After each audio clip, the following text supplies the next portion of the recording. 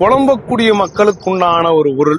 வியாபாரம் இல்ல, நிம்மதி இல்ல, பணம் இல்ல, மகிழ்ச்சி இல்ல, ஐஸ்வர்யம் இல்ல, ஆரோக்கியமான உடம்பு இல்ல, இல்ல இல்ல இல்லன்னு சொல்லக்கூடிய மக்களுக்கான பொருள் தான் இந்த பொருள். இது முடிச்சு அப்படின்னு பேர். இதுக்கு ஜனவசிய முடிச்சு, பணவசிய முடிச்சு, குபேர முடிச்சு, மகாலட்சுமி முடிச்சு, பல வகையில் சொல்லிட்டே போலாம். இந்த பொருள் வந்ததற்கு பிறகு ஈஸியான வேலை. இதை பிரிக்க கூடாது. மஞ்சள் குங்குமம் இதுல வைக்கணும்.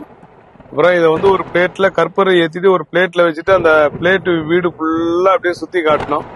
சுத்தி காட்டும் பொழுது நல்ல விஷயங்கள் உங்களுக்கு நடக்கும். ஐஸ்வர்யம் பெருகும், மகிழ்ச்சி பெருகும். இத்தனை நாள் நடக்கும், அத்தனை நாள் நடக்குன்னு பொய் சொல்லிலாம் ஏமாத்தி யாருக்கிட்டும் நாங்க பொருள் எப்பவுமே வித்ததில்லை. யாராவது கேட்டா கூட இது எத்தனை நாளைங்க வேலை செய்யும்? முயற்சி நம்மளோடது, முடிவு கடவுளோடது.